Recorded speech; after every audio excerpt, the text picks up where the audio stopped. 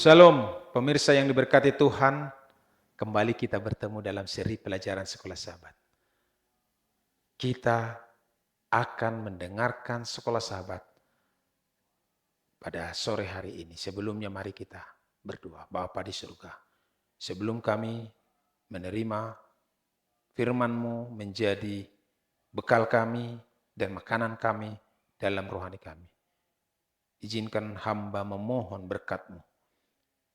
Curahi kami dengan Roh Kudus-Mu supaya setiap firman yang kami dengarkan benar-benar menjadi bagian dalam hidup kami. Inilah doa kami di dalam nama Yesus kami berdoa. Amin.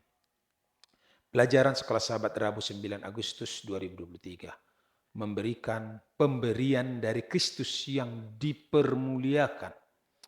Berdasarkan Mazmur 68 ayat 18, Paulus baru saja menggambarkan Yesus yang bangkit dipermuliakan dan menaklukkan. Yesus sebagai pemberian kepada umatnya dari tempat yang tinggi.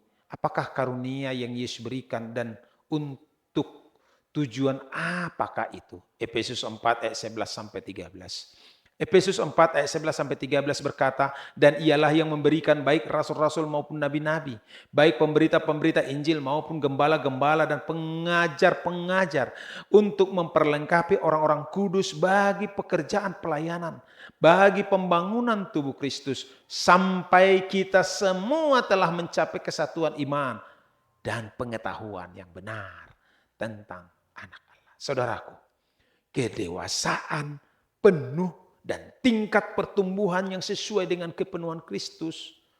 Paulus mengidentifikasi 4 kelompok orang yang berbakat sebagai bagian dari harta karun Yesus yang dipermuliakan, yang dia berikan kepada gerejanya. 1, para rasul. Yang kedua, nabi. Yang ketiga, penginjil. Yang keempat, gembala dan guru. Struktur frasa Yunani menunjukkan ini adalah satu kelompok. Kristus memberikan karunia-karunia ini untuk merampungkan pekerjaan penting, untuk memperlengkapi orang-orang kudus bagi pekerjaan pelayanan, bagi pembangunan tubuh Kristus. Efesus 4 ayat yang ke-12. Dan sampai kita semua telah mencapai kesatuan iman dan pengetahuan yang benar tentang anak Allah.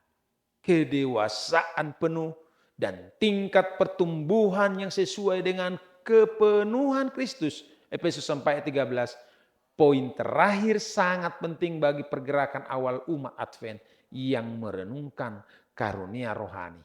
Ellen G. White. Apakah Alkitab mengesahkan pekerjaan karunia nubuat di gereja hanya selama masa para rasul? Atau apakah karunia itu berlanjut sampai kedatangan Kristus kembali? Umat Advent mula-mula menemukan jawaban mereka dalam Efesus 4 ayat yang ke-13. Dan membagikannya melalui sebuah kisah tentang kapten kapal yang terikat, yang mengikuti instruksi yang diberikan untuk sebuah pelayaran. Saat kapal mendekati pelabuhan, kapten menemukan bahwa instruksi memberitahu dia bahwa seorang mualim akan datang ke kapal untuk membantu memandu kapal. Untuk tetap setia pada instruksi asli, ia harus mengizinkan mualim untuk naik dan mematuhi panduan lebih lanjut yang ditawarkan. Siapa sekarang mengindahkan buku petunjuk itu? Mereka menolak mualim. Atau mereka yang menerimanya seperti yang diperintahkan buku itu dikutip dari Uriah Smith. Apakah kita mengesampingkan Alkitab dengan mendukung penglihatan?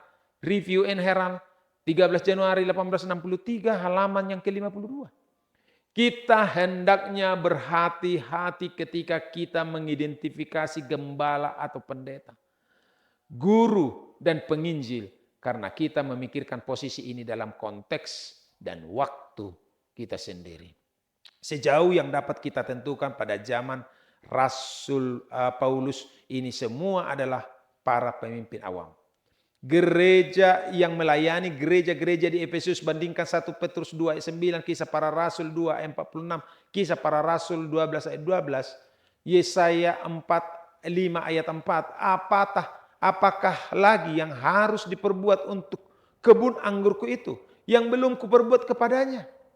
Pikirkan tentang ayat ini dalam konteks apa yang telah Allah berikan kepada kita dalam pelayanan Ellen G. White. Bagaimana caranya menerapkannya? Saudaraku, demikianlah firman Tuhan. Mari kita terapkan itu di dalam hati kita, sehingga kita akan menjadi pemberita-pemberita Injil. Tuhan memberkati kita. Kita berdoa. Bapa di surga, mampukan kami Tuhan untuk menerima firman-Mu, sehingga kami Engkau pakai menjadi pemberita Injil. Masih banyak Tuhan, umat-umat manusia yang belum mengenal Engkau. Dan biarlah lidah kami, hati kami hanya tertuju dan hanya untuk memuliakan nama-Mu. Ampuni kami Tuhan atas kelemahan kami. Di dalam nama Yesus kami berdoa. Amin.